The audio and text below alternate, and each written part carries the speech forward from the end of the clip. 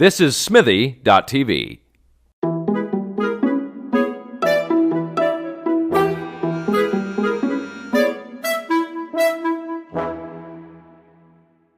Okay, I'm Jeremy, and you're watching to 5 Questions, and I'm here with Suresh John. Hi. Did I say your name right? Yeah. Yeah? Good Yeah, for I me. think so. Well, we should... There's a Mio Sport commercial where the guy starts by throwing a thing into a garbage can and goes swish. And every time I see it, I think they sing my name because just exactly every time he says swish, it just almost sounds like. And then I was, why would my name be in a commercial for Mio Sport? But I think it sounded fine the way you said it. Yeah? Oh, that's okay? Yeah, lately I've been just turning around every time I hear the Mio Sport. But the way you said it, I think is fine. The way most people say it is the way I would. How do most people say it? Suresh. Suresh. That's what I said, isn't it? Like Sir and then Esh. Suresh. Yeah, it's not As complicated. if you're British. Yeah. But then I've had Indian people tell me that I pronounce my name incorrectly. I'm more specifically, parents of Indian people I know say, yeah, my mom says you're not saying your name right. I'm like, My son's name is Ephraim, and we have a lot of older Jewish gentlemen tell us that we pronounce our son's name incorrectly. how should we Ephraim? Ephraim. That's Or just Ephraim or something, that's yeah. putting him in for a world of hurt. Yeah, You're well, that's insisting. it. If you make him start insisting on people say his name instead of right, cheers. Thanks for bringing... What do we got here? Cool beer. Cool beer. I've never had cool beer before. It's no additives, no preservatives. Cool Beer Brewing Company, Toronto, Ontario, Canada. This choice lager is brewed using only the finest, 100% all natural ingredients. But I thought it was cool because it looked like it was made by art department. Because it says cool beer. It feels like in a very case generic... there was a copyright issue. I was like, no, we made this. Yeah, Suresh made this. Our unofficial sponsor today is Suresh's art department. Cool beer. Cool beer. Something in Latin, which I'm sure doesn't translate to anything. All Canadian superior lager, finest quality. 188-844. Cool. You're really giving them a full ad. There's Good going for to you. be a container of this at my house when I get home. It's true. I hope so. But it was so hot outside that I thought maybe. I got sent beer once. Yeah. For mentioning them? From like a supporter, fan type person. That's cool. They sent me 2 cases of Mill Street Organic. That's a good beer, too. Yeah, it was a good deal. I shared it with, it was when we were doing our Sex After Kids campaign. Mm-hmm. Someone just asked me what Zoe, because it was when we did our chipmunk video thing, and they really liked that we did that, and so they asked what we drank, and so they sent 2 cases, and I gave one to Zoe. Nice. The best story of that I remember reading was, you remember Andre Agassi? He was playing in some celebrity, like, old-timers thing, and he went out with McEnroe the night before, and he got really hungover. So when he was playing during the day, he was wearing these Oakley sunglasses for the whole match. And it was on the cover of every like magazine. And he didn't really think about it. And then when he got home, there was a brand new Dodge Viper in his driveway. And a note from the Oakley CEO saying, "You've done more in one hangover match than we could have in 10 years of publicity for our glasses." Like, I couldn't believe it. They sent him a car? A Dodge Viper. It's like a $160,000 car because the ad, like, it didn't show that he was hungover, but he was prominently wearing these specific Yeah. But he wasn't expecting it. He didn't know. He was just like... It was the same day he was doing the match. He had the tournament, and then I think all the coverage over the day, and then by the time he got... I think he was living in Las Vegas or Florida. By the time he got home, it was just waiting for him. That's how you roll. That's how you roll. This will not be airing today. You will not be getting a Dodge Viper from the Cool Beer Company. I don't think they've made them for like 10 years, but... They say the new Corvette is kind of like the Dodge Viper used to be, but I don't know enough about cars too. That's still pretty cool either way, to have that... Just because, and he said it's McEnroe's fault because McEnroe made him go out, and they're playing doubles or something. And I said, "Yeah, come on, go out." And then he came and he's like, "Oh, I can't play. Wear these glasses." And so now the rest of his career he just spent getting hungover and yeah. Well, his book was like I think he had a lot of issues like while he was playing and he dropped from first to like 141st, and there was a Reebok campaign. It's like 141st, and how he climbed his way back up into the number 1 or top 10 position. But in the interview promoting that book, he told a story about the Viper. I was like, that's a good story. That's a good story. No matter what. I've heard the opposite, and this might just be urban legend. I don't know if it's true, but the Bare Naked Ladies did a music video with like a bunch of Volkswagen Beetles. Yeah. Call and Answer, I think it was the music video. And so they shot the video. And then after the fact, they went after Volkswagen and were like, "Hey, do you want to sponsor the video to help with finishing funds?" And they're like, "Oh, did you already shoot it? And you put our car all over it?" It's like, "Yeah, we don't really need to sponsor you because you're not going to reshoot it, right?" Wow. It was like the reverse. It was like, for sure. It's like, why would we give you money if you can't get rid of it? Thanks for the free commercial. I think it was directed by, what's his name? Or there's a movie directed by Bruce McCullough, the Molly Shannon movie, that has every car as a Volkswagen Green Beetle the year it came out. And I think they got it ahead of time. That's the way you do it, yeah. You try to There's a lot of new Beetles in this car. And it's not a spectacular movie, but it seemed like a choice that had been made. Oh, no! I got it! Don't worry. The Force, you use the Force. Well, that's like, do you watch Walking Dead at all? Yeah. Like, they have like that new like neon, whatever that car is. And they're detailed and shiny. Yeah, it's like, who is getting car wax in the zombie apocalypse? Yeah, well, not only that, I think the car is a fairly new car. Like, if you go with the dates of the show, it's like, that car doesn't actually exist. No.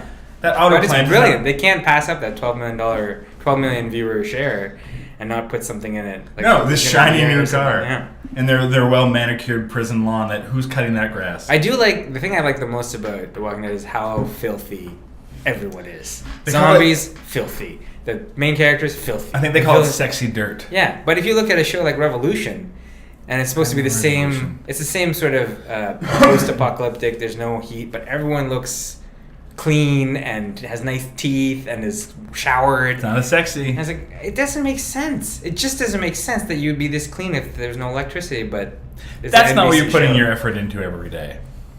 Basic survival skills. So I like that the fidelity of filth that Walking Dead has maintained, and it's gotten dirtier. Yeah. Over the years. You would hope, right? Things are not getting better for them. Mm. Do you read the comics at all? I read the first comic in the chapters Indigo standing there. And I got to the end, I was like, I really think the show is so good, I would rather find out through the show. When it ends, then go back and read the comic in its entirety. And what's interesting is that they go in two different directions. Mm-hmm. Well, they still keep the same touchstone stuff. Like, they go to the prison in the comics, but it's different. Mm-hmm. You know, like the governor's different. The order of people that die is way different. Even in the first one, I found that the route that Rick takes to get to his family is so much longer. Like, he's by himself for so much longer than in the first episode. Yeah. He talks to Glenn in the last scene in the belly of that tank. It's like, okay, he's already met someone. And I was like, when is he gonna meet a non-zombie person? Yeah, he's by himself for a bit. Like the horse is the biggest relationship. Yeah. Like, I don't know if I want to read the whole comic, because if I start reading it, I'm going to read the whole thing, and then I'm going to be mad really addictive about things that they change. You know what? Well, I guess there's that, because it's not going to spoil anything because they do things so differently that it's not like, and they do it on purpose because they know that a large amount of their fans of the show are the comic readers. Right. So I think they are very cautious about making sure that things aren't close enough that it's going to spoil it for anyone reading ahead. Okay. But because stuff like, spoiler alert, like Shane dies way earlier in the comics. By the same reason, though, or different, totally. way? Well, ish. They do a nice little homage to the comic. Oh, okay. Which is really that's what's kind of fun about the way the show does. They do little winks for the so comic if you fans. have read the comic, you get a little bit more. They do it in a different way. They do it in a really interesting way. Does Carl kill him? Carl kills him in the show. I'm sorry. You haven't Spoiler. seen it. Carl kills him. They're zombies. It's just a show. Yeah. He does. But that's what's interesting is that he kills him to defend his dad. And in the so here's a fucking big giant spoiler. If you don't watch Walking Dead, skip ahead like 2 minutes here. So in the show, dude kills him. Cop. What the hell's his name? No, not Andrew. Andrew's the actor's name. We know who you're talking about. The sheriff. Rick kills him. Yeah. And then he comes back as a zombie and Carl kills him. Carl kills the zombie Shane. In the show. That's what I remember. In the comic, what happens is that Rick's just kind of going out about his day, and Shane's like creeping up on him and just going to kill him in cold blood, and Carl kills him.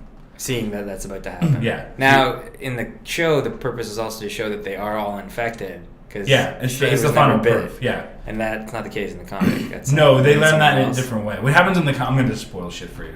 What happens in the comic is Rick learns that later on, and then drives back like 300 miles to where Shane was buried, digs him up and realizes he was still a zombie, and then shoots him in the head. Because he couldn't bear knowing that he was walking around. He was like Durrell and Merle. Yeah, it was kind of cool. I really liked that it was like, he didn't like Shane, but he was like, I still can't let him. Yeah. But at the same time, that's a waste of gas. In the zombie apocalypse, doesn't make a lot of sense. And some of these like structures don't hold up to that level of scrutiny, but it's much better than any other show. Like, I saw World War Z on Friday, and after seeing... Nice Canadian. Good for you. Thank you. And after seeing, 4 seasons of Walking Dead, and then going to see that, it's like, oh, come on. Like, there's so many better ways they could have done the things that they did. Have you read the book? I have not, and I heard that that's amazing. The book's and, phenomenal. And bears no resemblance to the movie. That's what also the book would be a hard thing to adapt. Because it's all first person like interviews, right? It's essentially like the premise of the book is that it's this... The war's over. The war's over. It's like 10 years later. A UN guy is going around collecting information to make a report so that they have all the information from all different countries so that they can prevent it if it ever happens again. Right. And that's basically it. Yeah, it's way over. Where I haven't seen the movie yet, but I assume it happens... While it's happening, there's a little bit of... Which makes more sense. There's a little bit of cool stuff in the credits where they're just showing that everything is going badly, like climate and population and crime, all that stuff. Other things are going badly. But then they change things. Like, I think in the book, China makes a huge nationalistic thing to extract everyone's teeth. So there's no biting, so there's no infection, so they get it right away, and they get like the entire population toothless. And they change it to North Korea because they don't want to lose the 1 billion strong Chinese viewership of the audience. They can't show that. And I was like, that is such a huge change. And it's North Korea, and they say, yeah, North Korea is the only the country that was able to stop this. And they explain, and they don't even show it. They just talk about it. It's like, why don't you at least show like those people? Just a line of people, and then a thing, and then it could be a voiceover. It could take 7 seconds, but. That's interesting. Little things that they changed and little things that they thought they improved or whatever. They did in the book. The one was interesting thing in the book for me was that I don't know if it was. I thought it was China, but it might have been. Maybe they swapped with North Korea. But in the book, one of the countries basically has this giant underground bunker that can house like millions of people, and they all go underground. And so in the book, the idea is that they haven't resurfaced yet because no one's gone down to tell them that everything's fine. But the other worry is that no one wants to go down because what if some infected got down there and then it just and now that the world's safe, right. What if there's like 1 million zombies lying underneath, and by going down there you just start all over again? Yeah. Now, see, that's far more sophisticated than anything in the movie. But it's been getting decent reviews, though. No, it's been getting decent reviews. But if you're spoiled by such things as The Walking Dead, and like the way and the violence and the character development, all that stuff, you're not gonna really enjoy. It's like the ID4 of zombie movies. There's some cool stuff, and the budget and the effects are way higher, but it's a solid like 6 or 7 for me. Yeah. But I had to see it. The trailer was good. Yeah, I want to see it still. I just don't get it. And I'm not sure that seeing it in 3D is any better than not seeing it in 3D. I'm not really convinced that 3D is all that. No. It hurts your eyes. I saw Man of Steel. I saw it 3 times. I saw it in 2D, I saw it in 3D, and I saw it in IMAX. And IMAX was the only one I was like, wow, this really does make a big difference because it's so loud. You love the shit out of Man of Steel. No, I saw it at screenings. I saw it at 3 screenings. And then by the 3rd time, I was like, this was never a perfect movie, but there's like, by the 3rd time you see it, like, okay, there's a couple of things that I would really have changed. Or they're not rewriting them. Yeah. But I did like it the first time I saw it. I was like, I wasn't expecting a lot. Okay. And I think when you're seeing a movie that's potentially that big, you have to go in with sort of managed expectation and not be gnashing your teeth and rending your garment when you're walking out. So I did like it the first time I saw it. I think it's as good as better than the last 3 movies, but not as good as the first 2 movies because I'm old enough to remember the first 2 movies well. There was a really cool article I read last night about Terrence Stamp, who was the original General Zod, was apparently. Did you read this? Have you seen this? Okay.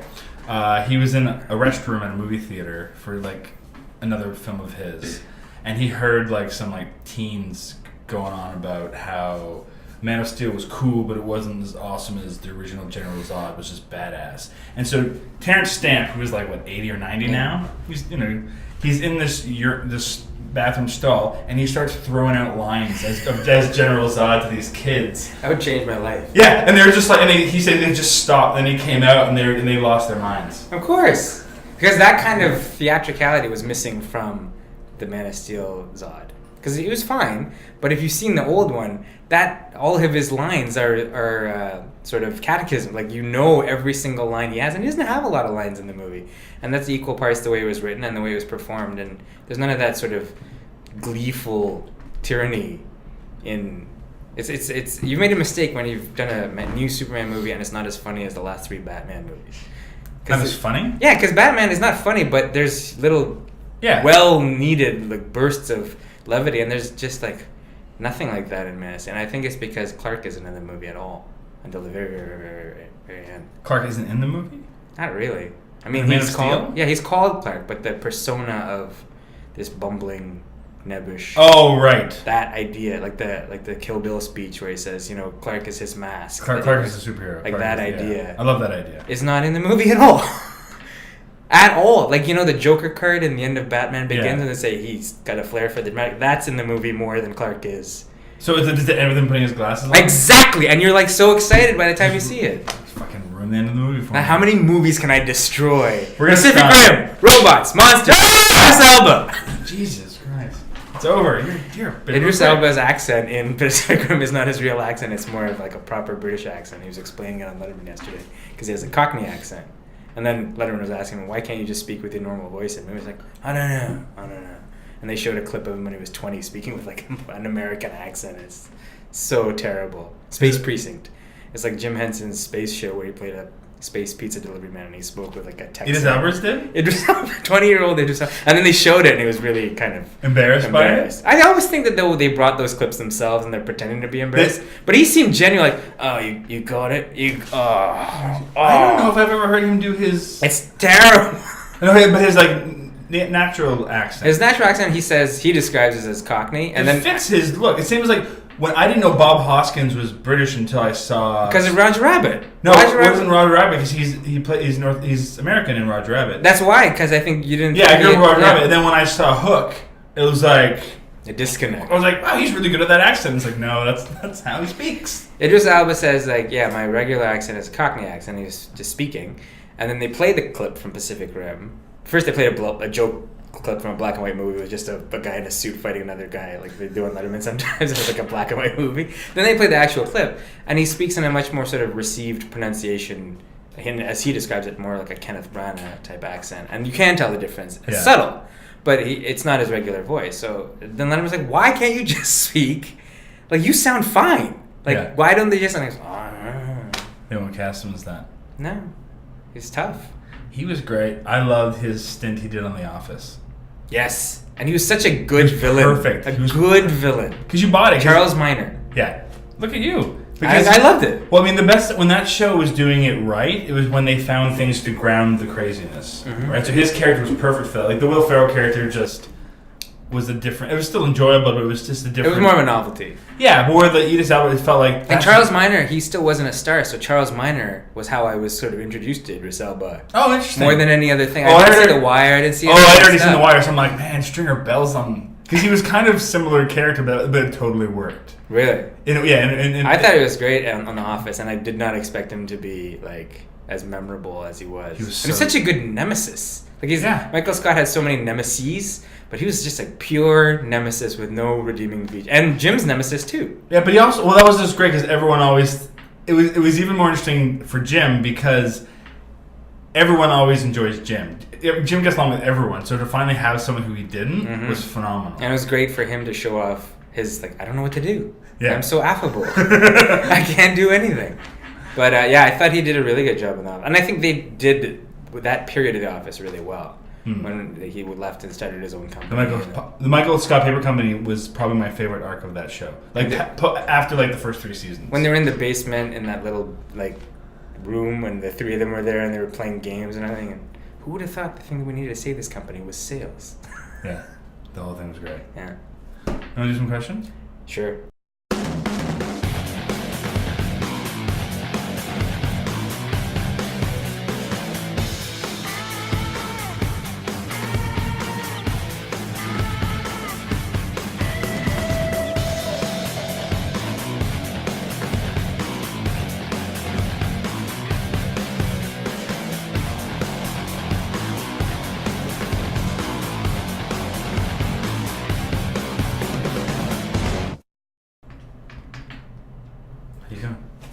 Alright, so how it works, you pull one out and hand it to me, and then I gotta...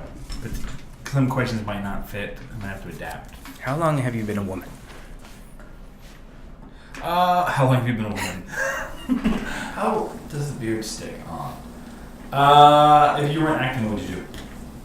What could you do? Can you do anything else? I can do other things, but the last job I had that wasn't acting was at Future Shop. And I would still be doing that, but I wouldn't be making very much money. And then the last normal job I had, like, that you could make a living at was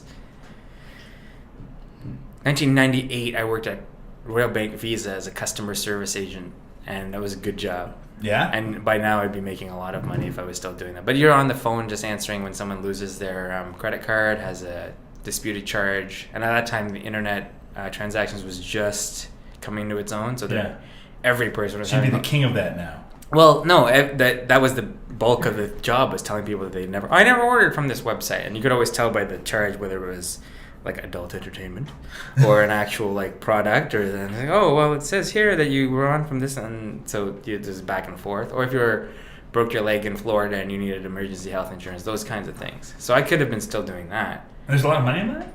I think when I started in 1998, I got paid as a starting temporary worker $13.80 an hour, and then every 6 months. You had a bump. Well, at the end of 6 months, it was for the Y2K transition. They were training us. They were training their permanent staff people to use this new system, and we were the people who were manning the phones while those people were learning. But at the end of the 6 months, they let everyone go except for 3 people, and I was one of the people they kept. But I'd gotten a job for some like Guys and Dolls production and like Thousand Island Spiders. Who was you playing Guys and Dolls? I think I played Angie the Ox and Joey Biltmore. 2 small parts. Yeah, but I was in it. And I had already lined it up. And I was like, well, you told me it was only 6 months. And they gave me a gold watch, like a Royal Bank, like Griffin watch. And I was like, you can give me all this stuff, but I have a job. And it starts, well, at the end of the summer, when you're finished your acting thing. Yeah, when you're done with the acting. They were very nice, but they're like, we really want you to stay. And this is a good place to work. So I said, okay. And then I got I got an agent. And then I got into ACTRA. And then I was just like, well, I'd rather just try it. Thanks for the watch. The watch is nice. And it? People were mad. Like, well, how come he doesn't get a watch? I didn't get a watch. Like, you also don't have a job here anymore. Yeah. But the other 2 guys who stayed there for a while. And now I think one of them is a photographer. And I don't know what the other one does. But it's a good job if you have, like, dependents. And it's downtown at, like, 320 Front Street. And people skills, I assume. You have to be able to speak. You have to be able to mollify and defray. Like, if you can get someone who's calling in and yelling about something and get them to sort of calm down, then you can do that job. Do you guys make a game out of it? Well, you can tell when someone's talking because everyone's wearing their headsets, and we'll be talking like in the office, and it's like, welcome to Royal Bank. This is Suresh John, and in the middle of whatever I was saying to you, I have to start talking to a customer. So you just talk to your office workers all the time, and every once in a while you hear like a tick tick, and then someone's on the phone with you who's been waiting on hold for 10 to 20 minutes, and you have to. They're pissed already. Yeah, and kind of. Waiting for 10 minutes. Especially if you ask them for their card number and expiry date after they've entered it 7 times. I always drive minutes. Why do you have to do that? We don't have a thing. This is a big illusion that there's this thing that comes up. No, there's just a guy sitting waiting to enter your thing. And so then why do they ask? So when you first This was 1998. Fair enough. So I have a feeling now it's been updated.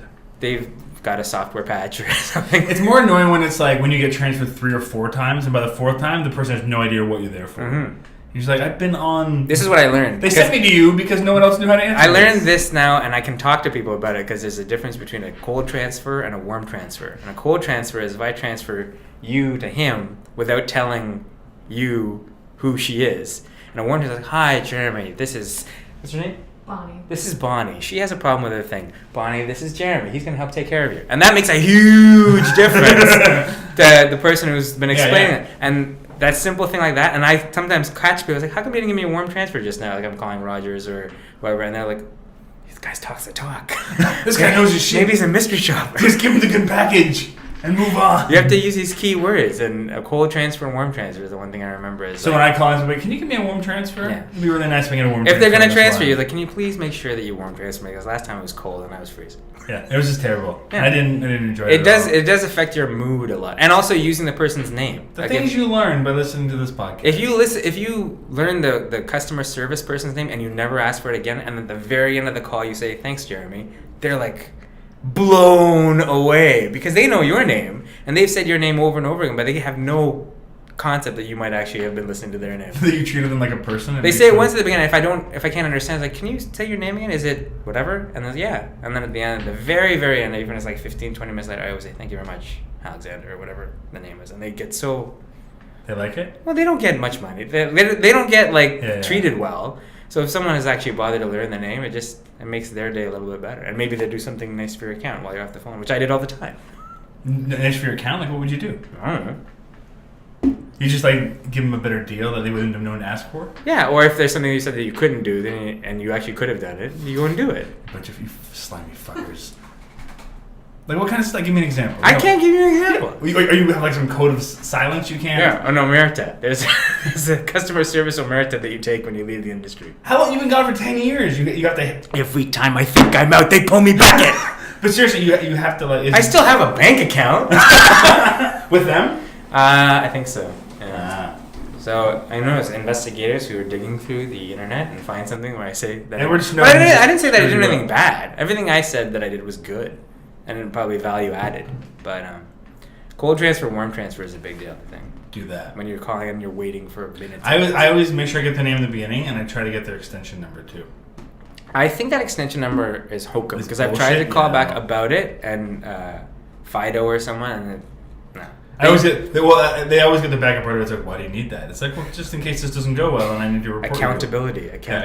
It's like, you know my number. Yeah. It's like, but it doesn't work. I think the name is better, and remembering the name is a big deal. But it was a good job, and I think I would have done it for a while, and I think the money gets better as the longer you do it. But and the watches. I got the watch right away at the end of 6 months. But maybe you can get transferred to like a diamond branch. Watch. No, you can get transferred to like an actual. Some people are better talking on the phone. Some people are better dealing face to face.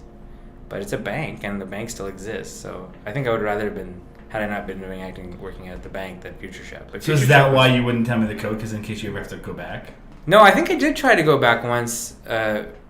4 years later, or 3 years, and I had run into an old manager who said, "Yeah, anytime you want to come back." So I guess it's easy enough to go back because it's easier for them to hire someone that already has knows. worked there rather than hire that someone they just interviewed or hire that they'd never met before. But the way I got that job was so weird. There was a hiring blitz, and I was at the Summerhill liquor store, and there was just a thing saying, if you need a job and you're good with dealing with people, call this number. And the number at the liquor store, that's amazing. And the interview was over the phone.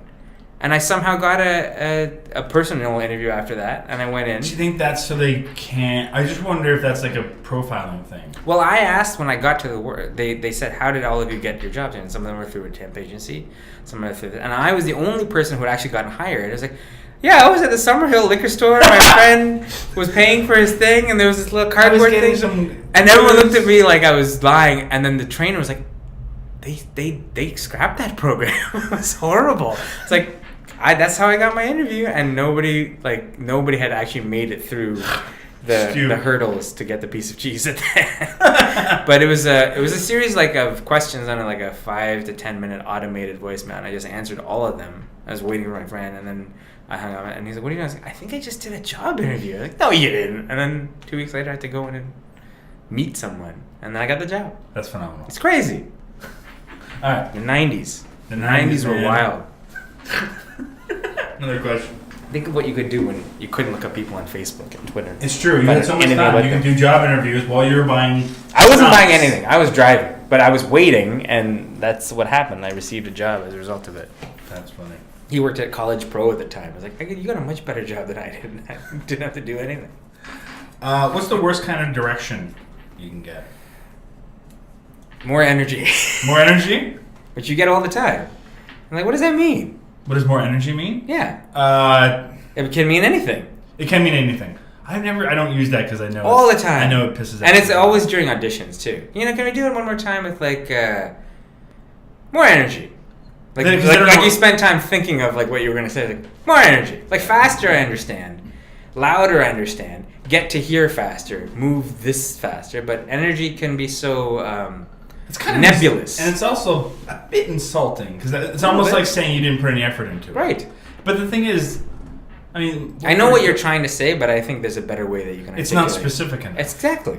Because it could just mean that it's like you bored me. I think that's what they're saying. It's like they say more energy, they're saying that you bored me. Mm-hmm. So I think it's just... So then it's up to you to figure out what the choice is to make it more interesting. And then if you ask, then it's like, well, what's wrong with you? Why can't you just do it? Like I said, well, you have to say what, and then it becomes this 2-person conversation. There's 15 people waiting for you to get on and do the thing. So simply by not being specific with your first direction, then you've created this entire animosity breakdown of, well, everything stopped.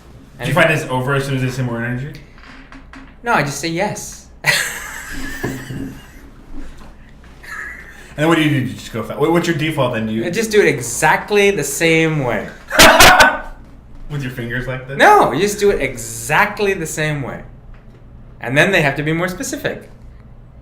Do you get a third usually? Yeah, if it's not what they... Like, you can tell if someone's actually paying attention or not, because sometimes they're not even paying attention. Mm. I'm like, how was that? Oh, that's great. Just do it again. More energy. Oh, fair enough. Right. The first time they're just actually not paying attention. They weren't, like, looking at the monitor. They weren't this or whatever, but... Oh, that's fair then. That's why sometimes I like it when... Sometimes actors don't like it when you can see their monitor video village, but I like it when you can see if they're watching or not, even though it's not supposed to be in the space that you're looking at. Because that messes some actors up. It does, but I do like knowing if they're working. Because if they're not working, I'm not... Like, if they're not even sitting at the thing and they say action, and you're like, well... Why were you doing this? Exactly. But you can see it. And then you know when to... Okay. Is that common? All the time! Who the fuck? What kind of assholes are you working for? I know some of the assholes you're working for. I've seen it happen. Yeah. So that's worse. And then getting a note after that. Yeah, can you do it more? You weren't even sitting and watching. Aw. But unless they're working on some kind of other plan that you don't even understand, no? You're not shaking your head. You're just shutting that down. They're not Amadeus. They're off doing... I'm working on like this... a radio transmitter from God. No, it's not like that. That's what my piano teacher said. The difference between Mozart and everyone else was like Mozart could paint. If he was a painter, like Beethoven would paint like an outline and like the stars and sun and things. But Mozart would start at the top left corner of the canvas and just start. And then by the end you'd have the Mona Lisa.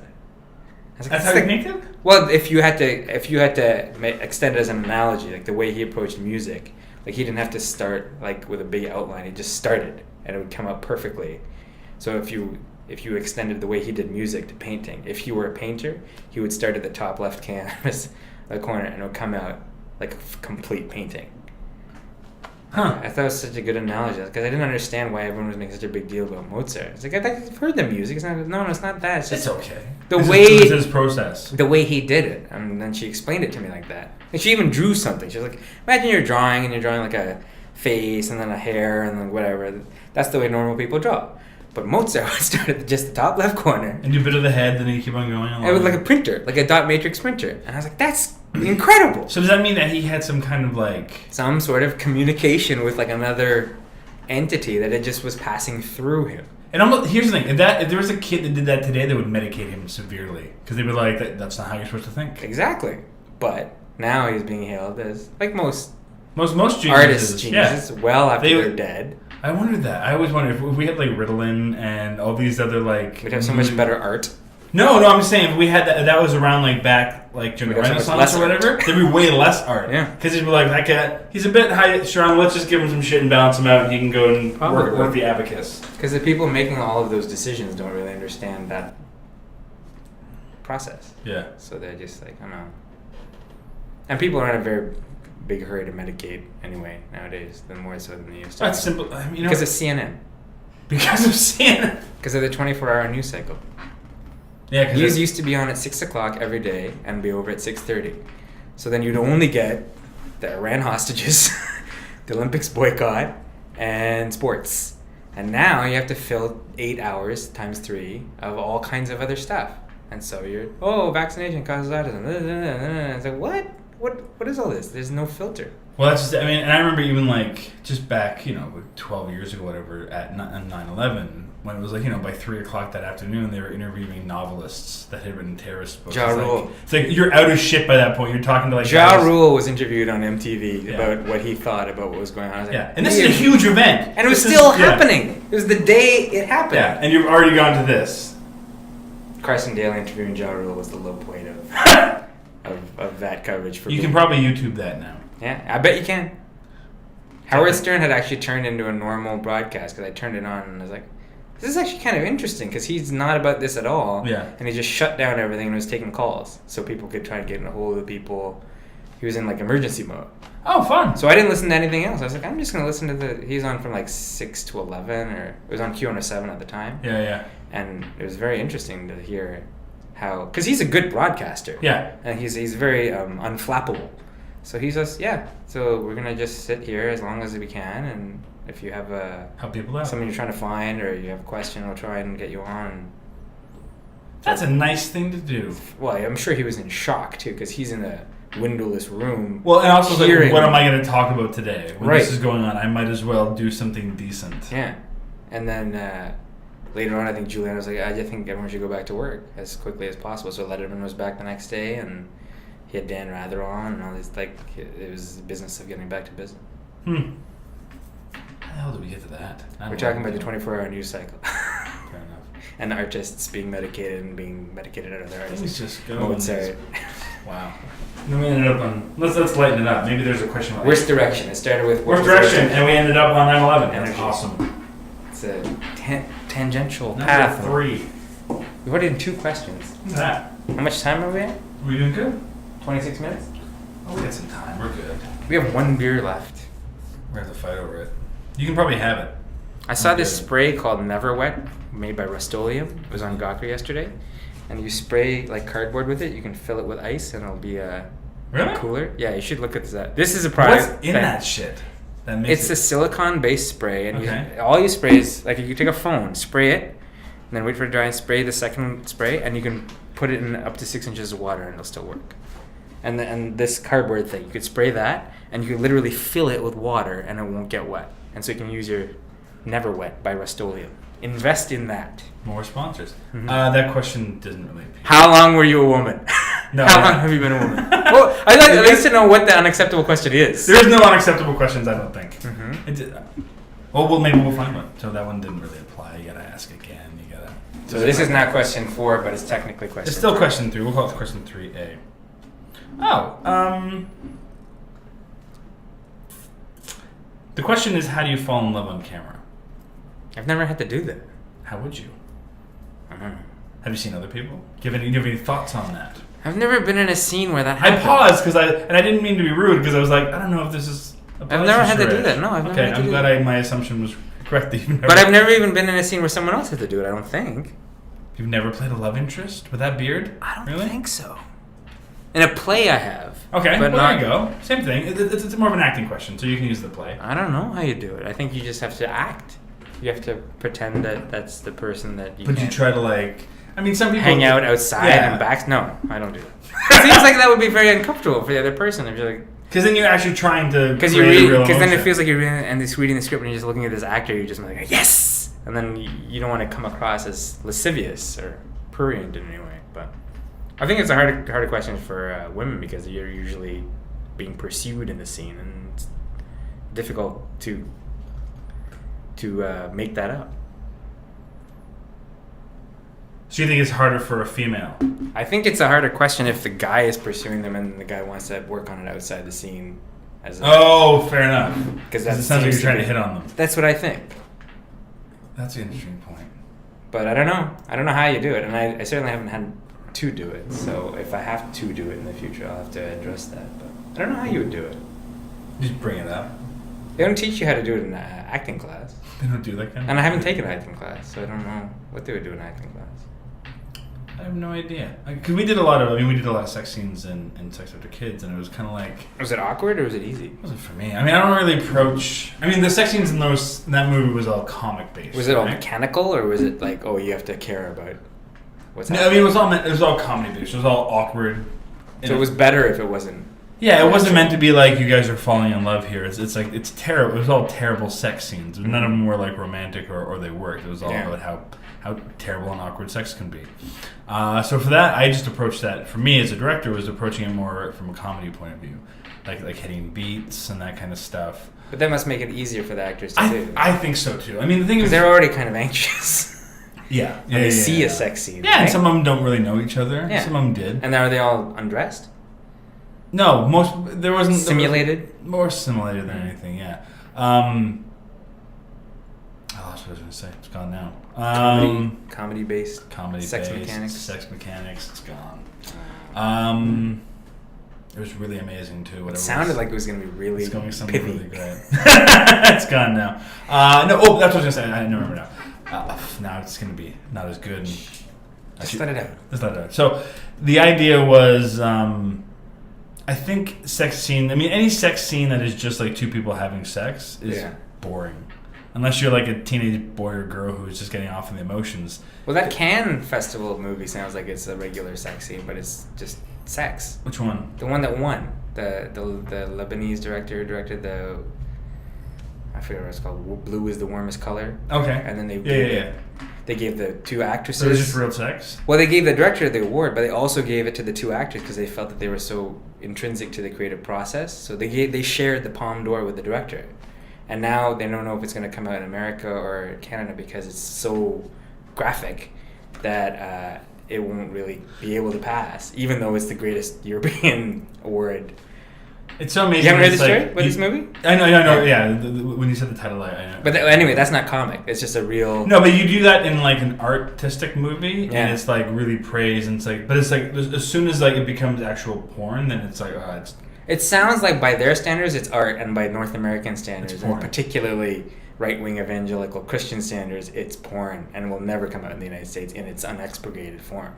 But in Canada, it might come out because they are like, well, we're more artistically sensible, and we're just not going to be like that, and they'll release it. But it won the Palme d'Or, and it was this breakthrough thing, and the panel, Steven Spielberg was ahead of the panel. I was like, this is the kind of film that should be winning these awards. And then they made a special, like sometimes they make a special category, like I remember when Crash came out, David Cronenberg got an award for Audacity. And he's like, oh, it's a movie so crazy, we're just going to make another award. Like, why didn't they do that? Like at the Oscars, like an award for Audacity or controversy or whatever. But they elevated the actors to like creators. So the Palme d'Or was shared by the director, who I think is from, I don't want to say he's from Lebanon if he's not, but he's somewhere in the Middle East. And the two actors who are, I think, French, I think. And one of them is like 16 and the other was like 21. But they're co-recipients of the Palme d'Or. I thought that was pretty cool. Wonder if it pissed the director off. I think he wouldn't have won the award if it wasn't for them. Oh, so fair enough. Yeah, he's cool with it then. Usually they're like, thank you, thank you, thank you. But this is actually saying thank you. He's got a golden palm. He's okay. Yeah, and he's going to get to direct the next, I don't know, Channing Tatum movie or something. Something's going to happen. Like, he's going to get a lot of money to be in, like, the director of Taken 3. I read that Liam Neeson is getting $20 million to do Taken 3. Really? Which is the highest payday ever. But the movies have made a lot of money, so he should get paid something. Not that they're great. Some nerdy trivia. Do you know what the highest paid actor in role ever is? I think it still is, even without inflation. Like in terms of lines? And no, just in terms of like an actor getting paid to do a part. Johnny Depp for Captain Jack Sparrow? Is it someone I would have seen? Yep. Marlon Brando for Jor-El? No. Like in adjusted dollars? Oh, Sir Alec Guinness. I don't even think it's adjusted. I think Sir Alec Guinness for Obi-Wan Kenobi? Nope. Jack Nicholson for Batman. In adjusted dollars? Nope. I think it's still... He got paid. He ended up making like $80 million. Oh, he got points. Yeah, because he negotiated for... Because Alec Guinness was the first guy to do that. That's why I thought his points would have been worked out. Oh, you know, it might be... It's close. I could be wrong. Because Alec Guinness didn't get like a proper salary, but he said, well, you know, give me 3% of this. Oh, amazing. Oh, but he did Leonardo DiCaprio got $50 million from Inception because he took no money up front. But it made... $600 million. See, that's the here's the thing, and that's what I think that's the way it's gonna be. I like that I called him Leo as if he's my buddy. You're Leo. Yeah, I think that's the way it should be, and that's the way it's going. If your manager or whoever determines that is savvy, it's like, look, you're working on a movie with a guy who directed the last 2 Batman movies, and it's a good script, and they came to you, just ask for it. Because it costs them nothing right now. Yeah, it's like a personal injury settlement lawyer. Yeah, it's like insurance. we get paid nothing. Yeah. But if we get paid, I think he got 10.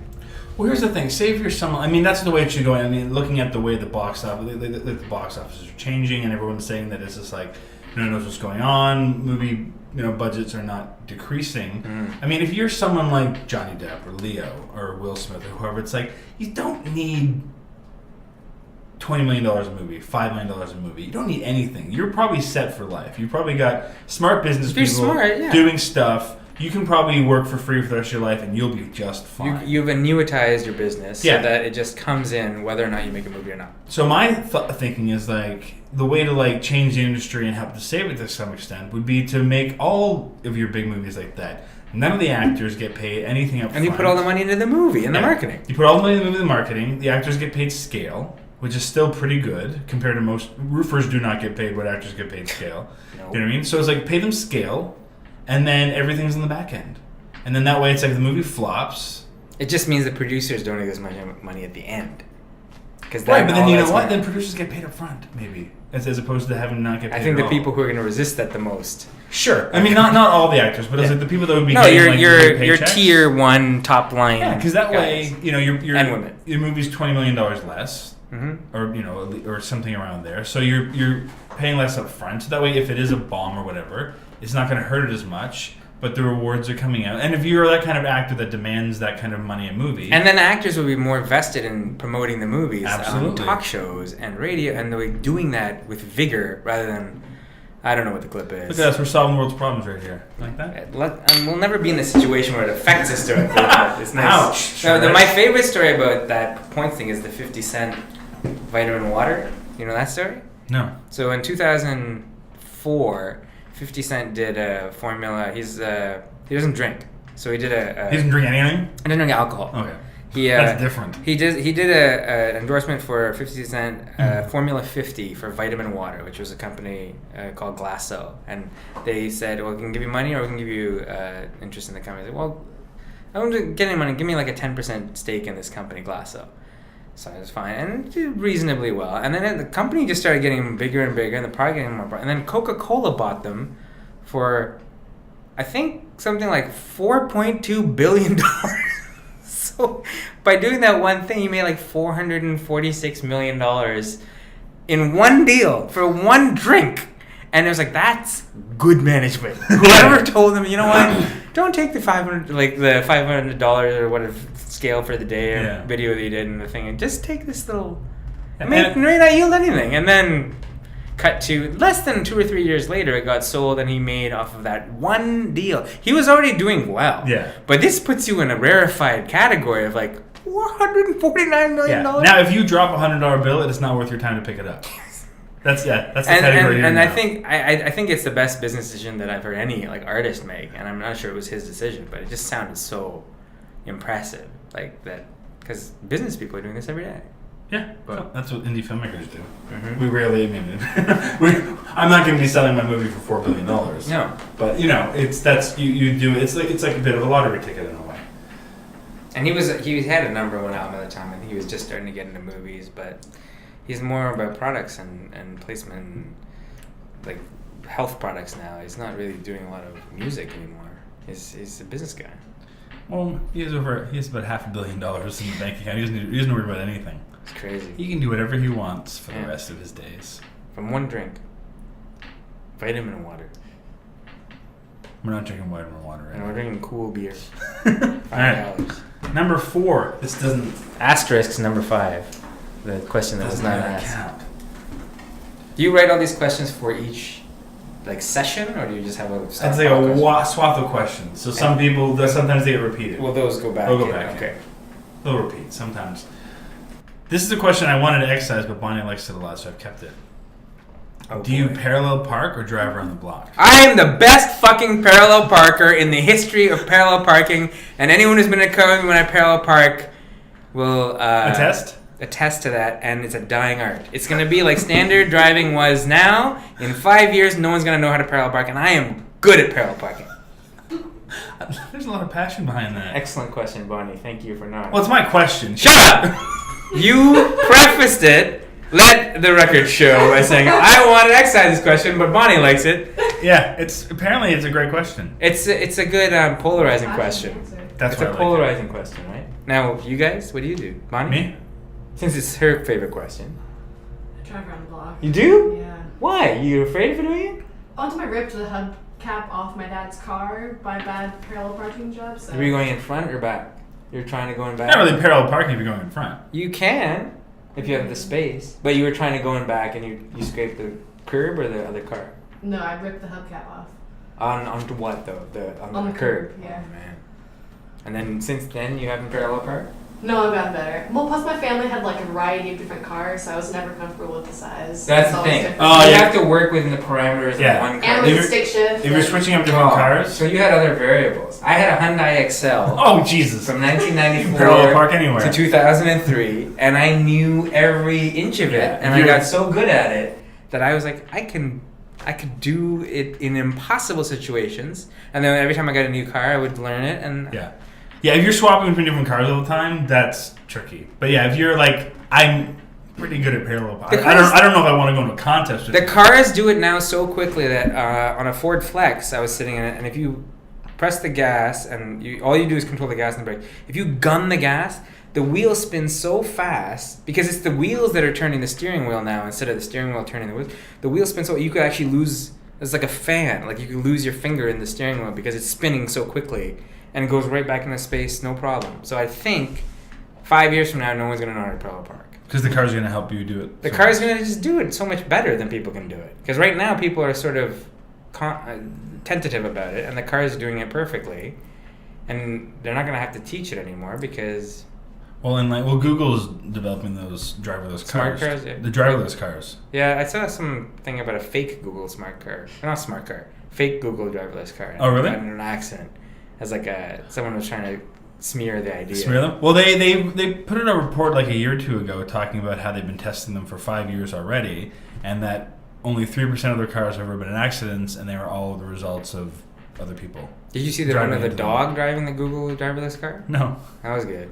Because it was this driverless car, but the dog was in it, and it looked like the dog was driving the car. In a way, it's equivalent to like you taking a personalized street car. Yeah. You know, you can get reading done. If there's going to be the same amount of space between every car, ultimately it's going to mean fewer accidents. Yeah. And if the cars are like connected to each other, they're going to know. But the problem is all the cars are going to have to become more similar. Result in order for all those parameters to work. Because if one car can go so much faster than the other and one car can't, and maintaining those traffic patterns is going to be difficult. It's going to end up being like... Everything's going to have to become more homogenous. I think that's okay, because who knows if we'll ever see this in our lifetime. I think it's going to take some time, because you're going to have a lot... It's going to be the same as like, film versus digital. It's like you're going to have the diehards like, no, we should drive ourselves, and it's important, but it's going to be like the same argument that, people argue that it's like, well, we shouldn't, it's a good technology, why would we stop driving ourselves? It's like, well, we don't ride horses anymore. Mm-hmm. So it's like, but you can still go to a track. We should ride horses. We should like ride a horses. bike lane, horse lane, and then cars. That'd be nice. Then you have the stables, but you know what I mean. But It'd you be can go. You nice. can go to a stable. You can horse ride as a hobby. So I think it'll be more like that. And 30, 40 years from now, you're gonna be able to go to a place and race a car and drive a car for fun. Mm-hmm. But other than that, I think The days of one person driving one car by themselves are behind probably. us. But in a way, it's great. It's like if you go to the bar, you don't have to leave your car behind. You don't have to call a cab. You just jump in. You program where you're going, and it takes you home. If you want to take your kids, send your kids somewhere, you don't have to drive them. You send them to hockey practice or ballet, whatever, in the driverless car. I like the idea, but I think it has a tendency, like in all science fiction, to run amok. Yeah, it's gonna be like Jurassic Park. No, it's gonna be like iRobot. Oh. or Minority Report, where all the cars kind of look the same, but then you can have one person running amok in them, and everything goes sour. But if Terminator has taught us nothing else, is that technology will at some point run amok and destroy us all. It's true. And I'm talking any Terminator. They're all about that. They're all about that, yeah. First one especially, but they're all about that. You can't trust machines. No. Last question. Last real question. This is the sixth question, technically. Oh, Jesus. I'm glad that last question made it in. You were really excited about that. I'm glad that it was a very simple, straightforward thing that we could eliminate. It's the harder for you. What's your earliest memory? I think it's two things, and they're both in movies.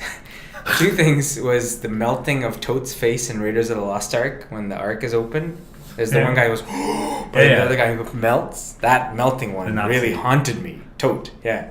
And you remembered his name. You with the name. He had an action figure.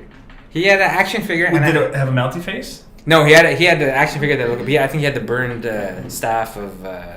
Not the headpiece of the staff of Ra in his hand. But I don't think he had a line, not a whip. But Tote was his name. And so nowadays they'd sell a tote with a melting face. Yeah, they'd have two. They'd have a replaceable head.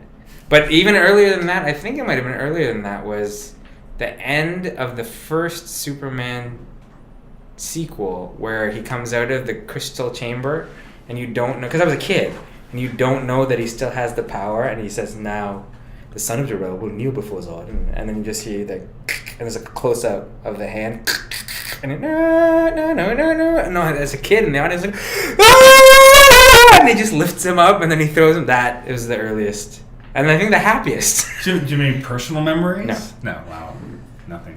I think the Superman one, because the Raiders of the Lost Ark one was terrifying, so Right. I think it was just. So the Superman was a good one. Superman was like, there was nothing in the new movie that was like that. Like, nothing that... That's not a kid, though. Don't you think there's a difference between, like, watching movies I still now? like watching that now, Yeah? because I'm so waiting for that moment of him... Because it's a reveal, too, that he wasn't affected by the... When you're a kid, you don't get that. Like, they did it in such a way that you didn't get it. The lights were going on outside, but Yeah. you didn't immediately realize it until the moment you see the knuckles kind of squeeze together. It's like, no! Like that. Yeah. Like, kind of like, it's a much more brutal example in Die Hard where he's coming out of the elevator and he's got his hands up, and then The gun? he starts laughing. Spoiler alert if you haven't seen the original. Yeah, if you haven't seen the original Die Hard, you should not have internet access. But if you see him, he starts laughing, then Hans starts laughing, then you cut to the back and you see the tape, and then the audience starts laughing.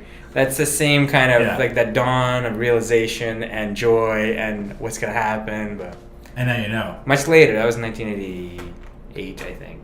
I don't know the year of Die Hard. Well, 88 sounds Someone right. will check. Check it Someone's out. checking right now.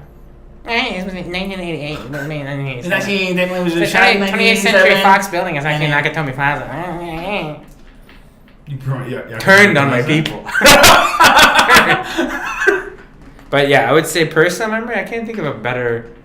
A better personal memory a than spending time in movies? clearer personal memory. I think I have general memories, but my earliest memory, because my mom took me to see Raiders of the Lost Ark. She didn't want to see it, so it's associated with that. I would never have seen it by myself, and I'm not sure if my mom or my dad took me to see Superman. I think my dad would have taken me to see Star Wars, but my mom might have taken me to see Superman. So both of those were done with my mom. I remember my mom taking me to see... She took me to see things she would never have wanted to see. But she knew you wanted to see them. Yeah, of course. Fantasia, and I fell asleep, but she took me to see it.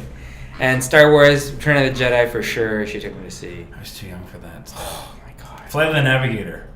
That was a good movie. My mom took me to see Flight of the Navigator. I was so excited. We were at the mall, and I remember running around the mall while she was shopping, creating my own theme song to Flight of the Navigator and singing it, just running around. I hadn't seen the movie yet, so I just made up my own version of whatever. Is I Henry thought the song Thomas would the be. Navigator in Flight of the I Navigator? can't remember. From E.T. Oh, maybe. He looked like him a little bit older. In my brain, I remember they look. I have a similar. device here that I can check all of this on, and I'm more confident in my own imagination. Don't do it. Yeah, I don't. don't do it. I haven't touched it. Good for you. But it's also the kind of phone where you don't have to touch it for a lot of things. You can wave your hand and it'll do You like... can just talk into It'll it. go like, yeah. It's like my wife just got a. There. Does it really do that? 96% battery, 1:47 p.m. and Tuesday the 20th p.m. My wife just got. Because I have wing sauce on my hands a lot of the time. So you have the phone that. Do you have the phone for the wing sauce hands? Oh, yes, sir. You have this... That's weird. It's true. My wife's school gave her an iPad. She's a teacher Alright. because they're gonna be teaching on that kind of stuff. And so my 4-year-old son is now It's perfect. become obsessed with it. And it's so intuitive for a child. But yeah, but it's also like I started using Siri on it, right? Like the voice command Mhm. thing. And so, so he knows he's only allowed to use it when one of us is there to help him with it and certain times and whatnot. But he's obsessed with using Siri. So, and this is just 4-year-old mentality. He sneaks it away very carefully. Like, is a brilliant, amazing at sneaking it away into somewhere else. And then But uses Siri. Siri, do this! It's just like, you missed the entire point of sneaking it away. I was playing Green Lantern with my friend's kid who's like 5 years old, and there was a boss battle, and you have to strategically hit these certain panels, and he plays this game every day, and we're stuck on this one thing for about 15-20 minutes, and I said, you know, at the beginning of this level, it gave us a video of the entire room.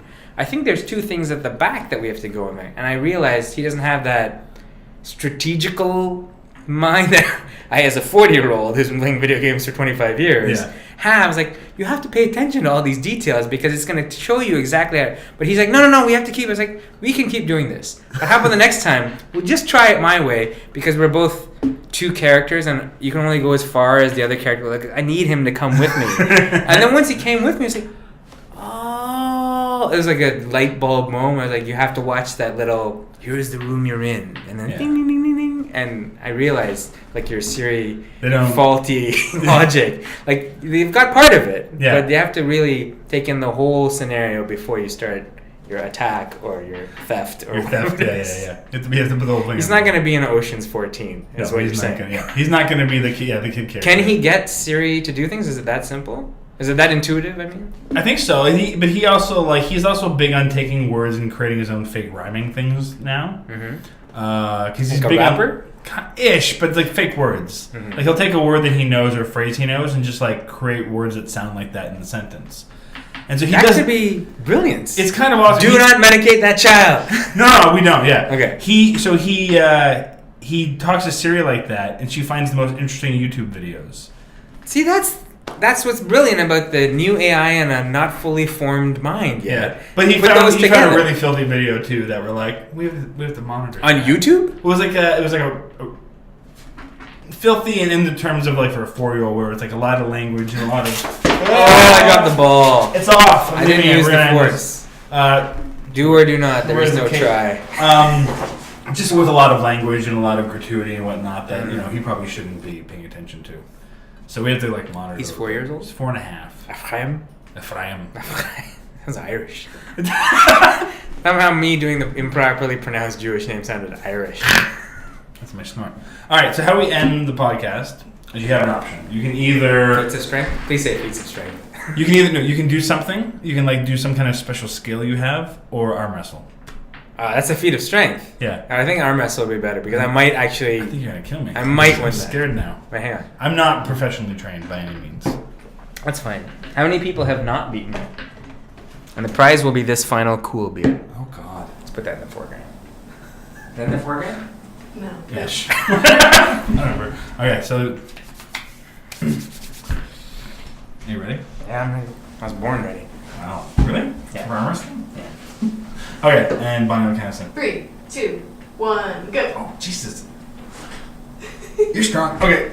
Wow. Well done. Thank you. You were right from the get-go. Thank you. That's the trick, though. Over the top, you gotta just. I think you have to start strong. Yeah. And then just, you can't.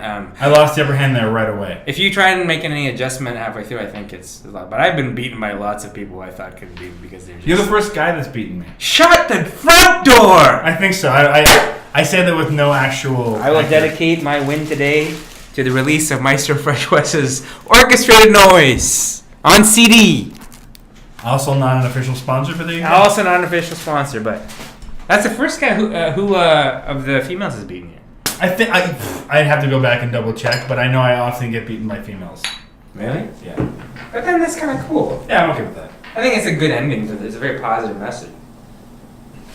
So there you go up there. If you're Do you edit this or do you not? oh no, it's just all gonna go. That's great. Yeah. Do people ever come in and don't realize they're going to be filmed and think it's just going to be a regular? Sometimes. And they get upset or do Sometimes. hair and makeup change? Less now that they're out there and broadcasting. Okay. But then if they haven't, I'm like I always send the link. It's like here's what I do. There's so many times when I'm listening to a podcast, like I want to see what like so and so is like at that moment, what exactly he or she was doing. And now you can. I think thanks to Smithy TV. Now, is it only available visibly, or do you have a? I think we're working on that. I don't think you can get it through iTunes or anything yet. I think I think with iTunes you need to either have like be an established celebrity and then they don't care, or you need to have like a little bit of a library. Now I've got about a dozen or so. We can probably try to get it on there. The only other person I know who has one is Mark Forward, and his is great.